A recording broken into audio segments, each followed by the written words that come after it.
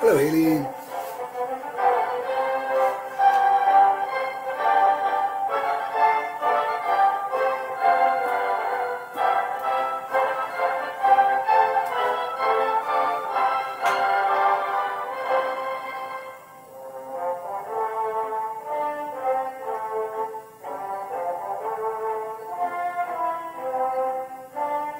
There's a faint squeak to this rocking chair. Not that. Not the leaks back there.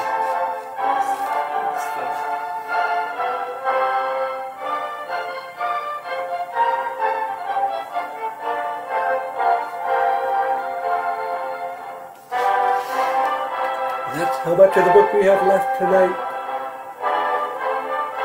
Just that little bit. It's 30 pages exactly, I think.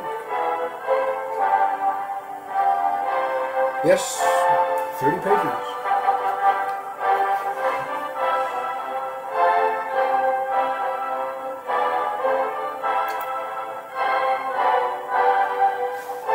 We'll start in 30 seconds.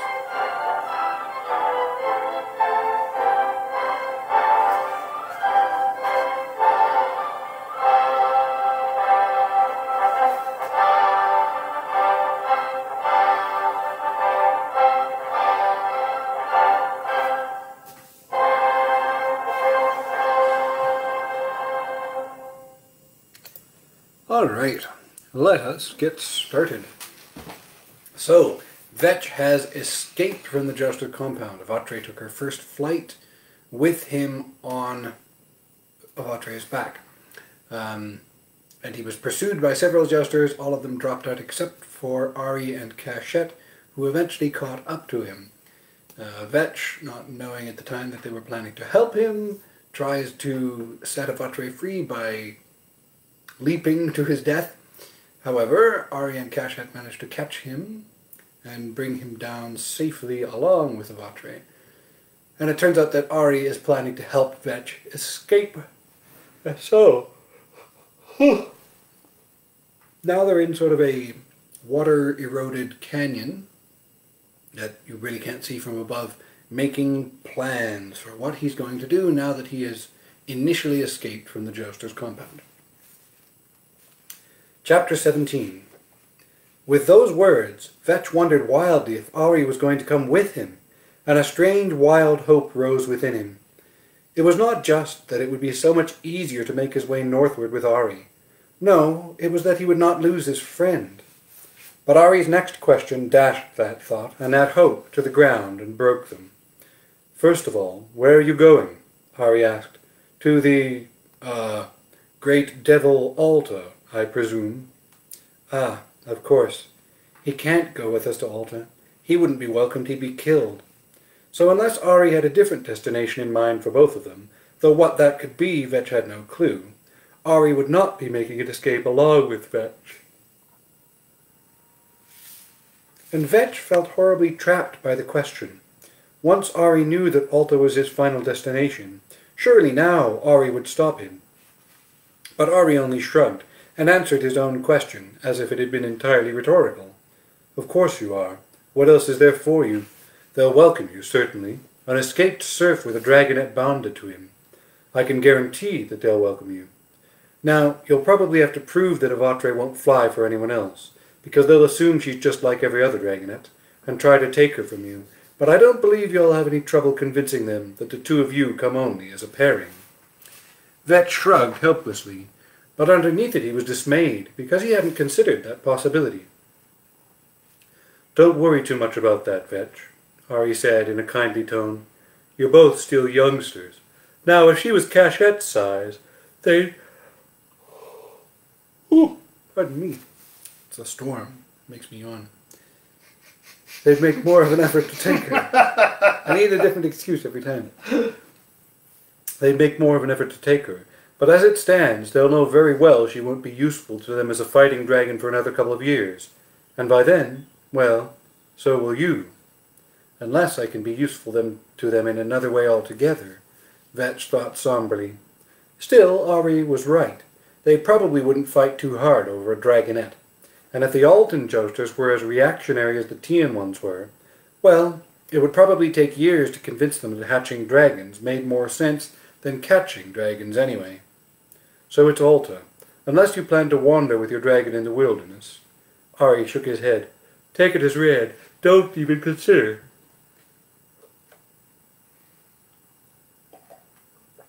Don't even consider that option.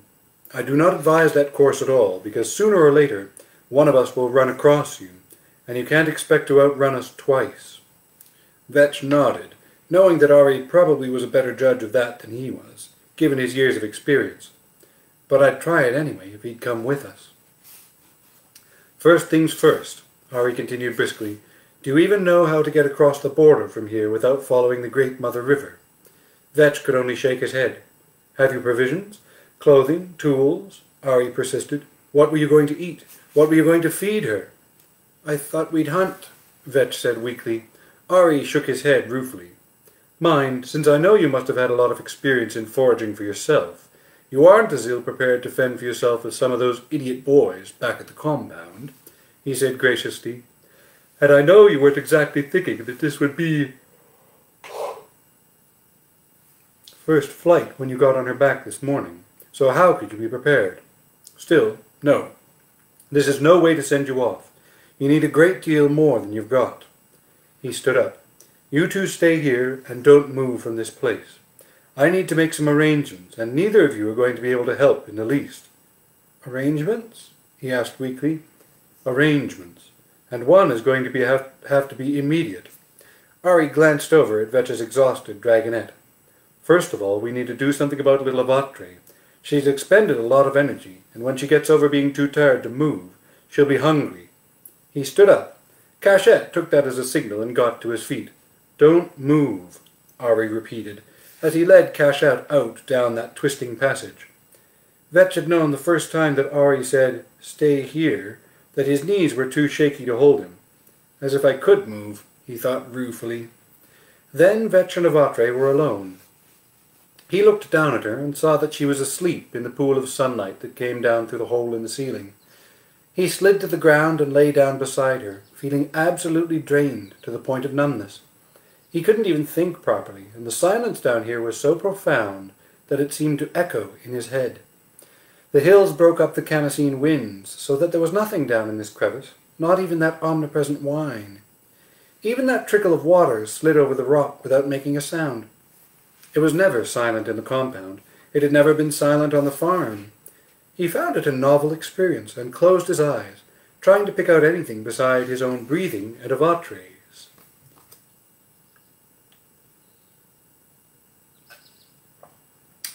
And in listening to the silence of a quality that he had never before experienced, he fell asleep without having any intention of doing anything of the kind. He woke to a strange, grating, dragging noise. He shoved himself upright in alarm, as Avatre beside him shot her head up, eyes pinning. But it was Ari who emerged into the pocket, followed by Cachette, who was wearing only the collar of his harness as a harness, as the rest of the straps had been unbuckled and reassembled into a peculiar sort of drag arrangement. That was the scraping sound, Cachette dragging 3 very dead goats underneath him. It's not jousting fair, but if she's hungry, Ari began, as he unbuckled the first and dragged it into the pocket, leaving it on the ground while he went to get the next. He didn't get a chance to finish that statement, for Avatre pounced on the carcass and began tearing into it, as if she ate whole wild game every day. Evidently, he chuckled, she's hungry. Vetch blinked, for there wasn't a mark on any of the 3 bodies. How did you... Ari laughed and took off his belt, which wasn't a belt at all, but a sling. Maybe other people have trouble using missile weapons on Dragonback, he said, with something as close to a smug look as Ari ever got. But I don't. Then again, our noble warriors do think that a sling is beneath them to use. The more fools they, Vetch replied with scorn. Ari smiled, and I strongly suggest that if you haven't already got skill with a sling, you acquire it. Well, that takes care of your little girl. Are you starving? He shook his head. Curiously, he wasn't even hungry. Then again, his stomach was still roiling from all he'd been through, and the gamut of emotional states he'd run. That's just as well. wild goat broiled on a knife tip over a scrap of fire bears a close family resemblance to burned sandal, and that's all I have to offer you," Ari told him with a raised eyebrow, inviting his reaction. Vetch blinked at him a moment, and then managed a smile. "You just let her eat and doze in the sun. You drink plenty of water, and wait for us to get back," Ari ordered. "Rest if you can, because it will be the last uninterrupted rest you'll get for a long while. Your journey is going to be long and hard, even with my help."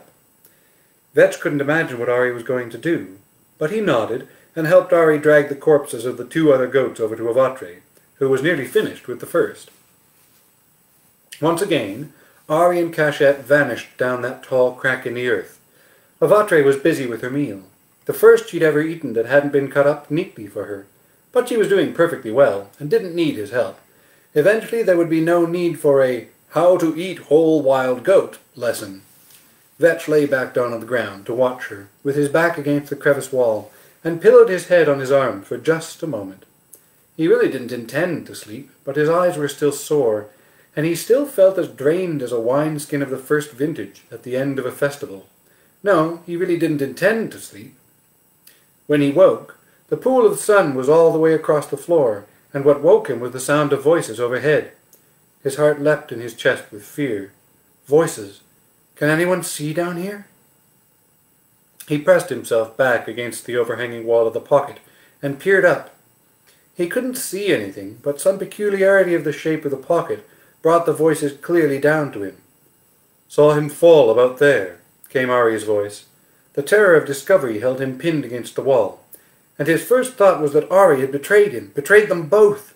He should have lied. He should have told Ari that he was going west, east, south, anything but admitting he was going to try to make it to Alta. Now Ari had brought people from the compound, guards or soldiers. But before he could move, a strange voice answered. "Not a sign of him. Not that the jackals would leave anything, and they probably dragged the body off to a den anyway," came that other voice. "And the dragonette flew off?" Ari again. "That way. Towards the breeding valleys. Well, she'll be back with her mother by now, and we won't see her again.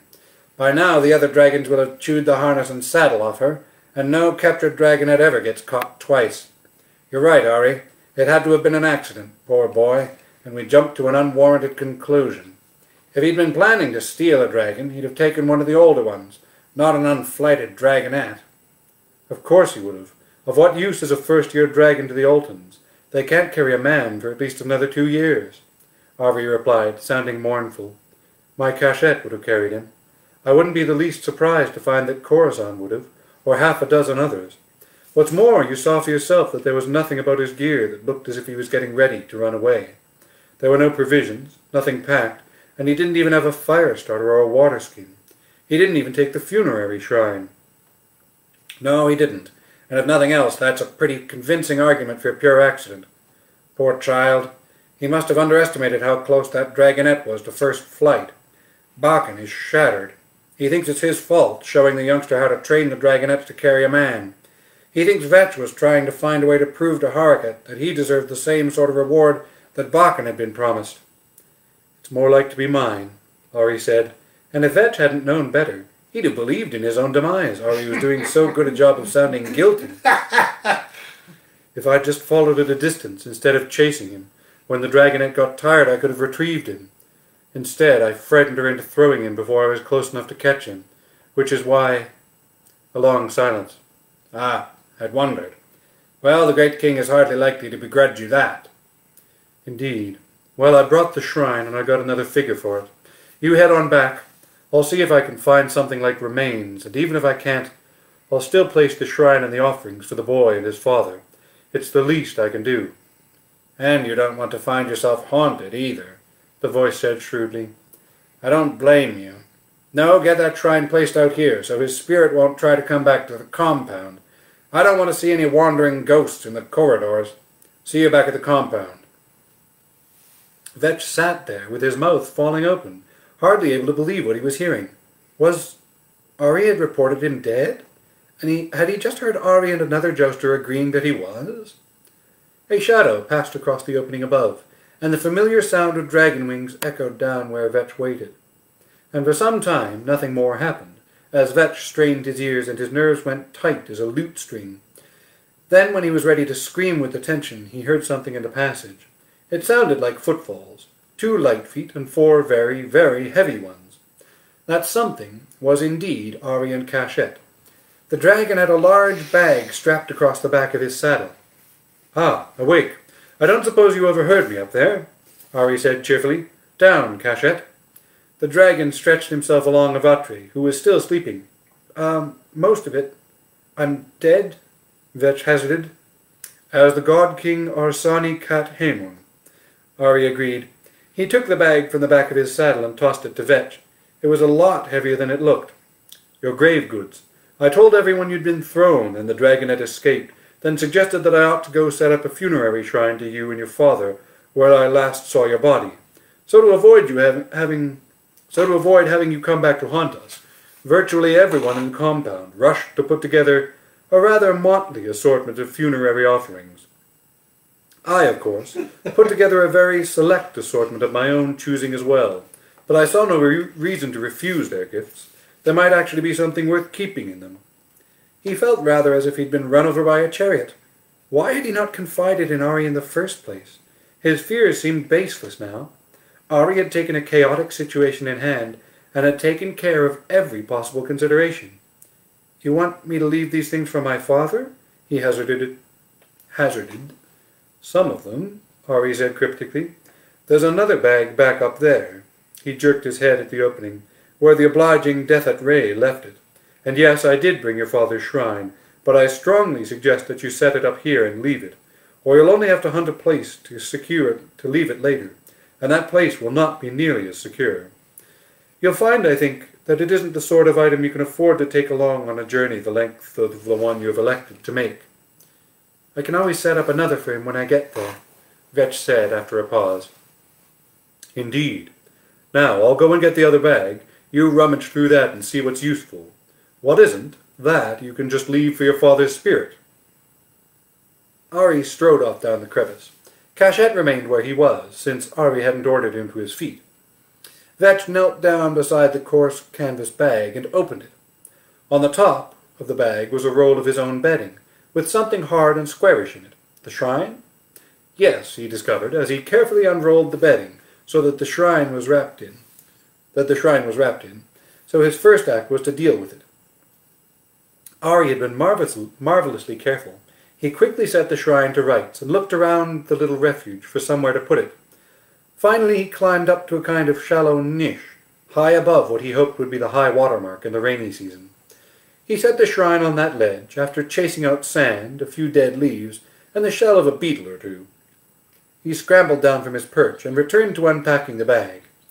Under the bedding were the woolen cape he'd been given for cold weather, and the canvas rain cape, both of which he had kept with his bedding. Tied up in a square of cloth were the little treasures he had accumulated while he was at the compound. There weren't many of them, some faience amulets, a carved knife handle that someone had discarded, a horn spoon he'd made himself, a very small oil lamp he had modelled from clay. A little box proved to be a tinderbox with a fire striker. Then came a couple of small knives, a sling and a pouch of stones, a wineskin that sloshed when he shook it, and on the bottom, barley bread and honey cakes, a bit squashed, but he wasn't going to complain. Ari reappeared with that second bag. "I have no idea what's in this one," he said, bringing it over to where Vetch had spread out his loot. "I packed the first one. Gods only know what the others thought were suitable as your grave goods." He chuckled. "I'm afraid that your fellow dragon boys recalled that rumor about you being the focus for Alton sea witch magic, and stuffed anything they could think of in there to placate your spirit, because it's cursed heavy. The first thing out of the top was a game board and counters." "Well, that's useful," Ari said sarcastically. "But I'm sure your father's spirit will appreciate it." "Now what? Ah, that's more like it. Someone was feeling very guilty indeed." He pulled out 2 more wineskins, both full. "Pour those out, rinse them, and fill them with water," Ari directed. "Avatre can't drink wine, and in the desert, water is more precious than the great king's own vintages." After a moment of thought, Vetch emptied and refilled all 3. He'd never much liked wine, anyway, and the water here was very clear and good. A net bag full of more bread, a flute, a pair of sandals far too big for Vetch, a set of jackstones, a set of dice. Evidently they hope you will occupy your spectral time with drinking and gaming rather than haunting. A cone of perfume and a bundle of incense, a set of 12 Abshati slaves meant to serve tirelessly in the afterlife. And apparently, with a dozen slaves to work for you, you'll have the leisure to gamble and drink. Kilts and loincloths, which Ari shook his head over. Not that Horrocks would grudge them, but he's going to have the head of whoever had the audacity to take those from stores without asking. Still, at least you'll have some spare clothing. And speaking of heads, here's some headcloths. Good. You'll need them to keep the sun off you in the desert. Yet another net bag of bread, a jar of oil, a clay lamp, and some wicks, a bow and a quiver of hunting arrows. Can you shoot? Ari asked, and when Vetch shook his head, he laid the bow aside with the objects deemed useless. Don't bother taking this. Not only can you master the sling a great deal more quickly, but the ammunition is just stones or clay pellets you can bake in your evening fire. You won't have to worry about losing or breaking arrows or arrowheads, and any fool can roll clay pellets. It takes a master hand to knap arrowheads and fletch to shafts. Fishing line and hooks, a fishing net. Not much use in the desert, but they're small and light, so you might as well take them. Another knife, this one rather longer, a small axe, and last of all, in the very bottom of the back, a small sack that jingled. What's this? Ari said in surprise as he poured out the contents. Coins and a little jewelry, copper coins, copper rings, a copper bracelet, 2 very small silver pieces, several amulets of different gods made of enamelled copper or soapstone or some other stone. Vetch expected Ari to deem that useless as well, but after pouring it all back in the pouch, he put it with the rest of the gear. You might need that when you're across the border to buy provisions. The jouster said, Now let's get you packed, because I'll have to bring the bags back with me if I'm going to maintain the story about laying all this out as grave offerings. In the end, the clothing went rolled into the bedding, all but the 2 capes, which Ari fashioned into crude bags to hold the rest of the goods. 1 knife went on Vetch's belt, the others into the bags. When they tried the bags experimentally on Avatre, she didn't like them, but it appeared she would tolerate them. She craned her neck around to stare at the offending objects, quite affronted by their presence, sniffed them, then decided to ignore them. Vetch climbed back up to the niche, and Ari handed up the things they had decided to leave. When Vetch climbed back down again, the niche was tightly packed, and Vetch was satisfied that his father's spirit was going to be rather pleased, for though the leavings might be rather impractical stuff for his journey, they were fine funerary goods. Time to go, Ari decreed. We need to go east, far and fast, to get out of patrol range before the next scouting wave goes out today. East? Vetch asked, now supremely puzzled. Of course, Avatre had gone east into these hills, but he'd had no choice about where he went. Alta was in the north, not the east. But whether you make up your mind to go to Alta, or elect to live in the wilderness after all of my warnings, you need to get out of where we're patrolling, or you'll only be caught, Ari said firmly. He nodded, as Vetch bit his lip. So you'll have to go east before you can go north. Besides, well, never mind. You'll see when we get there. We? He asked. I'm going to take you somewhere, he said, again surprising Vetch, who thought he had come to the end of surprises. Just follow me in cachette, and don't drop back. It's going to be cursed hot, and you're going to want to get out of the sky, but that's the last thing we can afford to do. Up, cachette. The great dragon rose. Ari led him into the crevice. Vetch called to Avatre and followed. Instead of taking immediately into the hard blue sky as Vetch had expected, Ari took hold of Cachette's harness and led them on foot. Pardon me. Outside that crevice, the sun beat down on Vetch's head with unrelenting heat. Under his bare feet, that he had thought were calloused and toughened, the hard, baked soil, full of stones and hotter than the sands of the wallows, was very difficult to climb. But he didn't complain. How could he? He owed Ari much, much more than simple obedience without complaint, and it appeared that before this day was over, he was going to owe him a great deal more. Both of them labouring in the heat, sweating like lathered horses, they led their dragons over the top of the next ridge. Only there, just below the crest, did Ari mount up. Sweat poured down his face, but he ignored it. Remember what I said. Don't lag, he cautioned, as Vetch clambered into Avatre's saddle. Now let's get going. We have a long way to go." At his signal, Cachet spread his wings and leaped, forward, not up. Avatre, purely by instinct, followed, both of them coasting down the slope of the hill, like a pair of ducks skimming over the surface of the great Mother River. Up the following slope and down the next, Cachet skimmed along the surface of the hills, staying low, and after some confusion, Vetch thought he knew the reason. If they went up, there was the chance that someone might spot them in the distance, even if all they could see were two dots, and wonder why there were two dragons in the place where there should be only one. Despite the concerns that Ari had voiced, he wasn't pressing Cachet to any great speed. Avatre fell in behind him, just off his right wing, and it seemed as if it was easier for her to fly there in his wake. It occurred to Vetch that flocks of geese and ducks flew that way in formation. Did dragons? Well, why not? It was, as Ari said, cursed hot. Avatre seemed to revel in the heat, taking new strength from it, but it wasn't long before Vetch was thinking longingly of the bathing pools of the compound. Ari and Cachet set up a kind of pattern in their flying that Avatre imitated. Heavy, jouncing wing beats on the upslopes, and a long glide down the other side. Whenever the Khamseen came roaring down a draw or around a hill and caught them unexpectedly, they side-slipped in a way that sent Vetch's stomach into a tumble. None of these modes of flying was especially comfortable for the rider, and Vetch found a new respect for the jousters, who did this day after day after day, twice a day, for most of the year. No wonder they were as muscular as the best warriors. They went on, forever it seemed, up one slope, down another, on and on, as the sun god's boat slowly crawled across the heavens, and Vetch began to wonder just how far was far enough. Then they topped another rise, and this time there was nothing more in front of them but the long slope, down into arid, rock-strewn wilderness, and more desert, except that off in the distance there did seem to be a little green. Now Cachet took a little bit more height, and Avatre followed him, Vetch clutching the saddle, his stomach lurching all the way. Once aloft, Cachet began a long, stately glide, spiraled up a thermal, then took a glide down until he reached the next thermal, to spiral up it, all of it taking them indirectly toward that speck of green. It was farther away than Vetch had thought. Distances were deceptive in the clear desert air, which was probably why Cachet had gotten the height to enable him to glide in.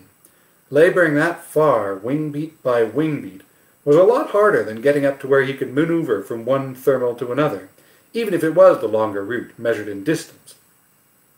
That speck of green eventually resolved itself into trees. Not just any trees. Vetch soon recognized them for what they were. Date palms. It was an orchard around an oasis, and there were people there, and tents. People garbed head to toe in long, indigo-blue robes. The veiled ones, he realized, as they began a final spiral down. He didn't know much about the Bedou, but he knew that much, their customary garb, and the fact that they made their home out here, where there was nothing that a Tian would recognize as civilization. He was able to make out their flocks now, sheep and goats, a few donkeys. So here was his first glimpse of the mysterious desert nomads, of which he had only heard, who had no king and no land of their own. He wished he wasn't so preoccupied with flying. He would have liked to pay more attention to the exotic encampment. They didn't seem particularly surprised to see two dragons coming to land at their camping place, although there was some pointing going on down there. Vetch was just glad to see the well that irrigated the date palms. At the moment, his mouth was as dry as the desert sand they were about to land in. Definitely about to land. The ground was coming up a lot faster than he had realized, and just about the time, as Cachet back-winged to a graceful stop, he also remembered that Avatre had never landed with him on her back. Had in fact only actually landed once in her whole life, and he hadn't been on her back at the time either. Which was just about the time when she blundered right down onto the ground, stumbling in a tangle of legs and wings, and he went somersaulting over her shoulder again, this time entirely by accident, and this time hitting the ground instead of Cachet's neck. Hard. Very hard. So it was true that when you hit your head you saw stars.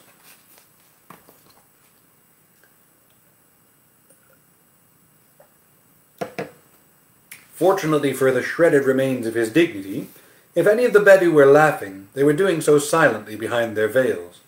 He didn't actually break anything, although he did indeed see stars for a moment. By the time he picked himself up off the ground and dusted himself off, one of the Bedou had approached Ari, apparently to act as spokesperson for the group. Male or female, there was no telling. They all dressed alike in those robes, and all wore headcloths and veils that showed only their eyes. "I see you, Jouster of Tia," said a voice from behind the veil. Either a high male voice or a low female. Vetch couldn't tell which. "I see you, mouth of the people," Ari replied respectfully, briefly touching first his chest, then lips, then forehead with his first two fingers. "I come in peace." "I greet you in peace," the Bedou answered, returning his salutation. "Do you seek aught here from us besides peace?" "Water and a bargain, in service, not goods." Ari sketched another little bow, this time in Vetch's direction. Awkwardly, Vetch copied his salute of respect. "My apprentice is of Alta." There were murmurs from behind the veils of the other Bedou gathering around them, but no one spoke aloud but the one designated as the mouth. "Of Alta." The mouth feigned no surprise. "He has the look of it." "Well, Jouster of Tia, apprentice of Alta, what is it that you bargained for?" Ari took a deep breath. Vetch held his. Ari looked squarely into the eyes behind the veil. "My apprentice would go home." Vetch had the feeling that no matter what Ari had told the mouth of the Bedou, that personage would have at least appeared, as if it was all perfectly expected and ordinary. Then again, perhaps it was. There were seers enough in the temple, so perhaps this person was a seer as well as a spokesperson. Perhaps he, or she, had known for some time that they were coming, and what they would ask. Whether a seer or not, the mouth, however, was a shrewd bargainer, and proceeded to make it very plain that the services of the Bedou were not to be had cheaply. Ari, for his part, made it equally clear that he expected a great deal out of the Bedou for their payment, and that he was no green goose fresh from the farmyard to be plucked.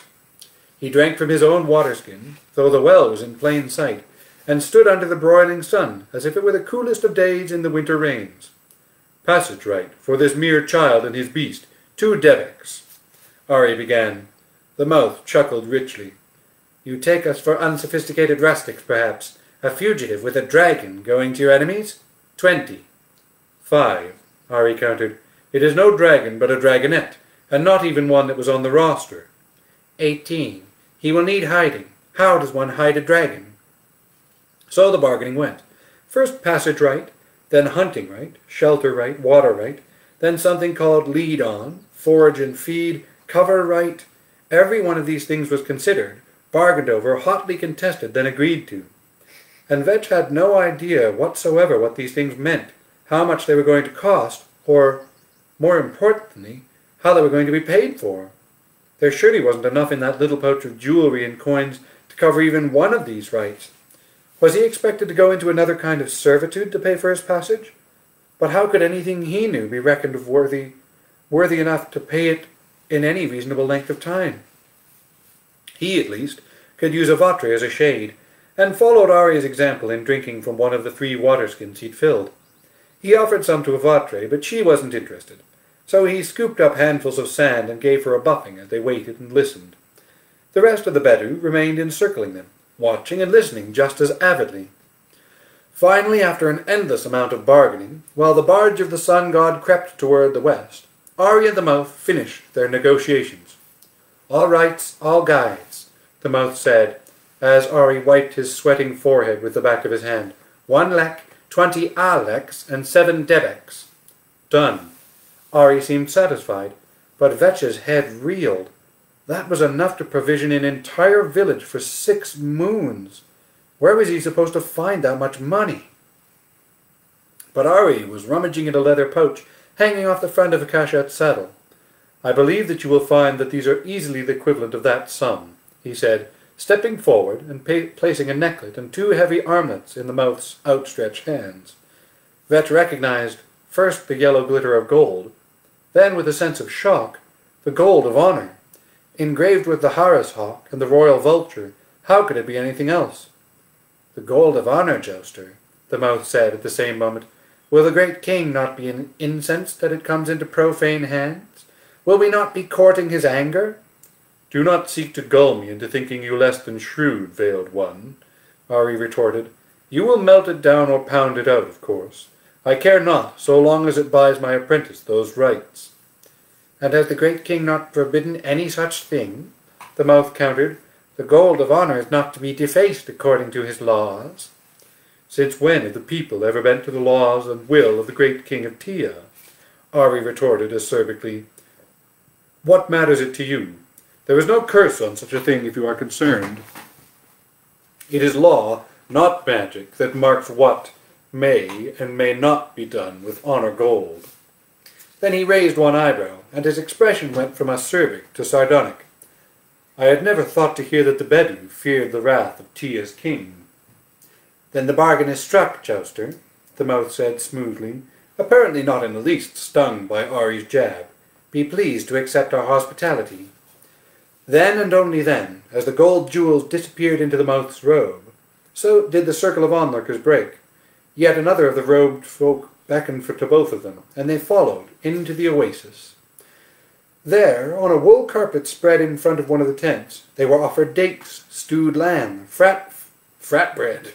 Yeah, got some bread, man. Flat bread, and water in brass cups. Their servers did not speak to them, and once they sat down to eat, the servers vanished. Vetch, however, could not eat. He was still reeling from the shock of seeing Ari hand over his gold of honour to these nomads. Ari paused with a bite of the lamb and a scoop of flatbread halfway to his mouth and frowned. What's wrong, Vetch? The gold of honour, he whispered, and gulped. You gave up the gold of honour, which I cannot sell nor trade, nor melt down inside the bounds of Tia, Ari pointed out. What good did it do me? I could wear it if I chose to flaunt myself. I could put it in a chest and keep it. I could display it on a table. Very useful. But won't the great king be angry if he asks you to wear it, and you don't have it any more?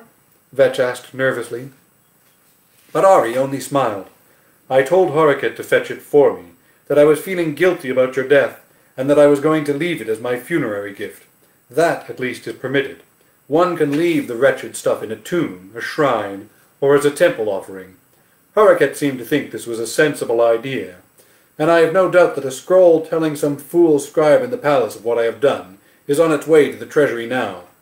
And the king will probably insist on replacing the wretched baubles with ones even larger and in poorer taste.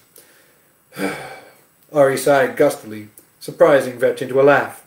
There, much better. Now eat. He prodded Vetch with a piece of fat bread. You and Avatre will need strength. You'll be leaving this camp at the same time that I leave to return home. Indeed, said the mouth, who seemed to materialize out of nowhere at just that moment. It is too dangerous for you to remain here for very long. Hear what your master has bought you, apprentice. You will have safe passage across the face of the desert, and water at every oasis. You have the right to hunt and forage, and if you cannot find food on your own, then we will supply it. But as our resources are limited, you will be required to try hunting first. There will be a message going ahead of you, and a guide to the places where you will spend your nights. Not human, no, the mouth told him, anticipating his question. Here is the first one. They handed Vetch a cord with a blackened bead strung on it, but curiously the cord did not hang straight. It slanted toward the east, as if something was pulling it. And when he took the cord from the mouth, that was indeed what it felt like. At each stopping place, you will surrender your guide and get another like this, that will lead you on to the next oasis, the mouth said, and if by some fearful accident you are taken by your enemies, you must pledge on your soul's survival that you will release the bead to fly home without you. The mouth was clearly waiting for an answer in the affirmative. Vetch quickly stammered agreement and put the cord around his neck. As I told you, you have hunting right, to hunt for whatever you see wild on the way, to feed your dragon and yourself, but you also have hearth right. Also have hearth right. I've been reading this a long time. It's tough to do. Giving you both food from our stores if you cannot catch anything. Though I will warn you, we are not a wealthy people, and you both may go hungry if you count upon this. I won't, Vetch began, but the mouth wasn't listening. Last of all, you have water right, which of itself is worth twice with this bandit bargain from me. The mouth's tone gave the lie to their words, though. They didn't sound angry or even annoyed. So, the message is sped, and so should you be. A man on a camel can reach the next point on your journey by full dark. You should have no difficulty." With that, the monks stalked off again, leaving Vetch to stare after them. "Don't look for friendship from them," Ari warned. "We made a bargain, that is all. The Bedou don't care for our little wars, nor our pretensions at holding dominion over the land." "You sound as if you admire them," Vetch ventured. "Say rather that I envy them. Their only enemies are the land and the weather, and they are the freest people in the world, though they pay a heavy price for freedom." He sighed. "And the mouth is right. Finish that meal, and we will both be on our separate ways." So there it was. The moment he knew was coming, but he had never thought that it would be like this. "Master," he began. "Ari," the jouster corrected firmly. "I am no longer your master, though I'll have a hell of a time replacing you." Vetch winced and hung his head. He felt horrible, leaving Ari in the lurch like this. But what could he do? He couldn't go back. "I'd try to get Bakken, but Harriket would fight me for him. I think I'll exercise my rank and purloin one of those youngsters that Bakken is training." Ari continued, "Though I think not a serf this time. If another dragon boy gets it into his head to emulate me, I at least want to get another jouster out of the situation." Vetch looked up and caught a twinkle in Ari's eye, and felt a little better. Not much, but a little. "I wouldn't have run, except they'd have taken her away from me," he said softly, "and I knew it would break her heart and mine." "That's how you should be thinking, from this moment on. Whatever you decide, do it for her sake," Ari replied firmly. "Nothing else, nothing less." "I won't," Vetch said, drawing himself up and looking Ari straight in the eyes. "Good." There was a long moment of very awkward silence. Awkward on Vetch's part, anyway. "Can't you come with me?" he asked finally. "We don't have to go to Alta. We could go east, to Basilos." "No, we couldn't," Ari said sadly but firmly. "I took certain oaths, and I will do my duty. I must. I wish... Well, it can't be otherwise." "I'm sorry, Ari," he said, overcome with guilt. "Don't be. I'm not." For the very first time in all of the time that Vetch had known him, Ari broke into a broad and unshadowed smile. "It's the best thing in the world to see a young thing fly free. I suppose I should give you all sorts of advice now, but I can't think of very much." He sighed and shrugged his shoulders. Finally, Vetch got the courage to ask the question that had been in his mind all along, since the first day Ari had plucked him out of Kefti's yard. "Ari, why? Why everything?" Ari looked at him quizzically. "I'm not sure myself." He looked up into the hard, cloudless blue bowl of the sky. "When I first saw you, so angry with me for stealing your water, I thought you were amusing, like a kitten that's ready to attack a lion for some imagined offense. Then when that fat idiot of a master of yours came out and you turned from angry to terrified, it wasn't so amusing. And when he laid the lash on you, I knew I couldn't leave you there. And I did need a dragon boy. But the rest of it, Vetch suddenly had to know, desperately, finding me a shrine, because it was right. Because I never had a younger brother. I'm the youngest in my family. Because," he sighed and looked inexpressibly sad, "because I feel guilty for all of the wretched things that are being done to Altons. And perhaps at first I thought I could assuage some of that guilt by being good to you. But after a while, Vetch, you earned your place, and everything I did for you. By the time that wretch Kefti showed up again, you'd earned it. The other boys may not have liked you, but they could never claim you hadn't earned your place. And I don't know, but I'm a man who believes in the gods, and I've had a feeling all along that the gods have some purpose in mind for you, and I was just the means to that purpose." Vetch sighed. That was another dark fear put to rest. In the back of his mind he'd wondered all along if Ari had a darker purpose for him. But no, it was all as simple and as complicated as guilt, faith, and just maybe friendship. "Now I have a question," Ari said into the silence. "You aren't really named Vetch, are you?" He smiled. He almost had to. "No, that's something we Alton peasant farmers do to protect precious boy babies.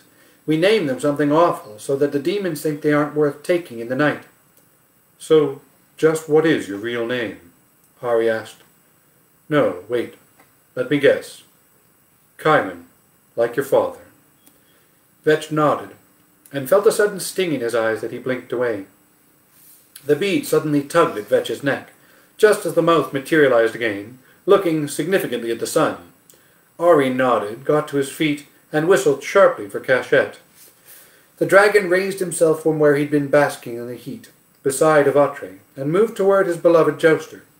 Ari swung up into his saddle without asking Cachette to drop to the sand, and from that lofty perch looked down at Vetch. "Whatever you do, try not to get on the opposite end of a joust with me. I still have my duty, and I will hold to it." He nodded. "I understand." Ari smiled again. "I thought you would. Your gods go with you in whatever you decide, Chiron." And he sent Cachette up into the sky, leaving Chiron, and Avatre to watch, as they disappeared into the heavens, that were at last no less bright than his hopes, and no lighter than his heart. And there is an epilogue. "Well, young Chiron," the mouth of the Bedou said, "one more day and you will be where you wish to be, across the border in Alta. I hope that this proves to be truly what you desired."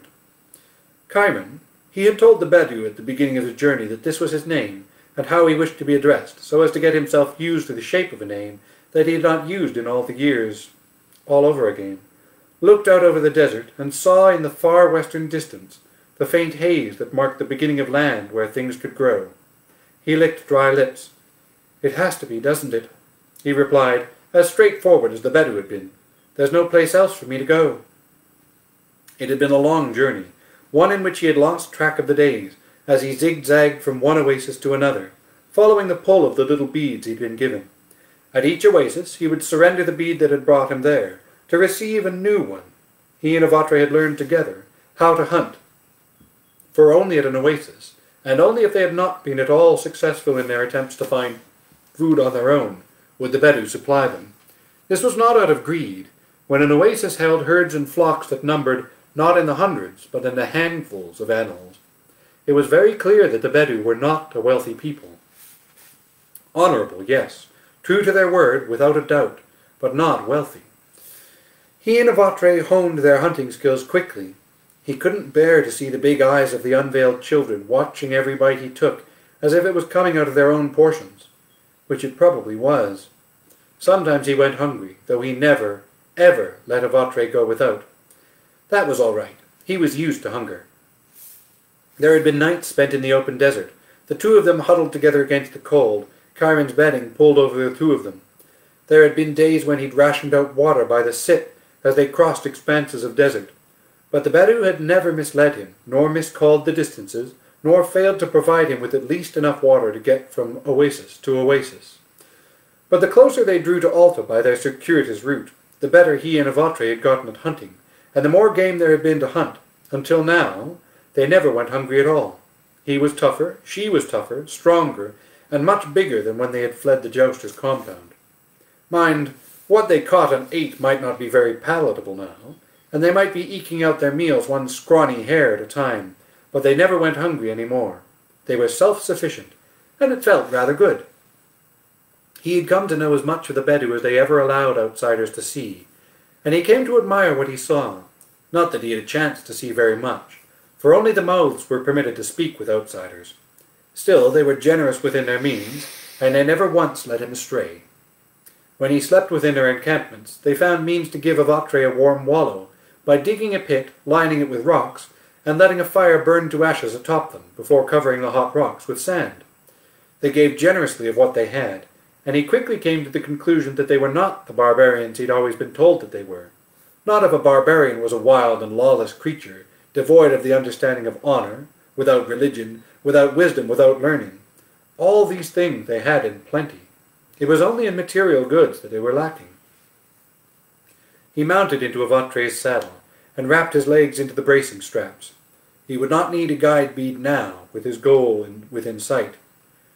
"You undertake a different sort of trial when you cross that border, young Chiron," the mouth persisted, "and perhaps things will not always be to your liking.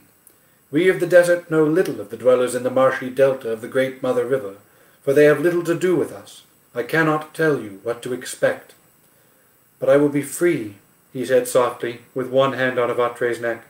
"And so will she." The mouth bowed his head slightly. "This is so."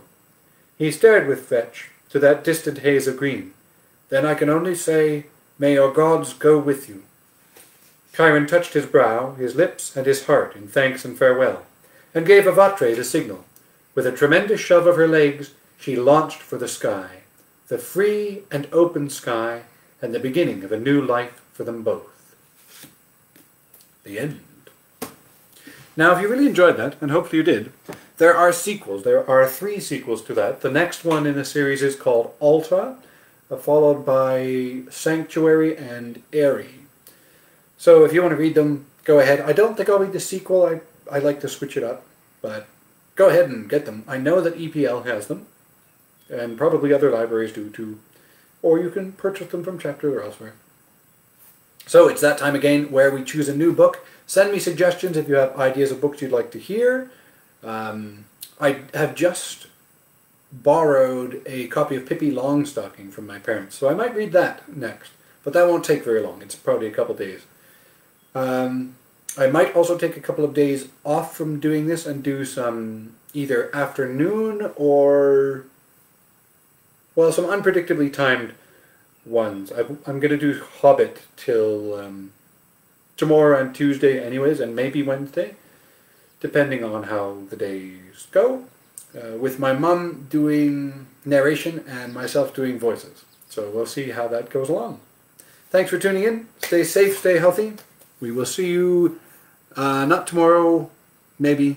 I will post up a couple of notices about what's going to happen over the next few days. See you later. Thank you, Benjamin.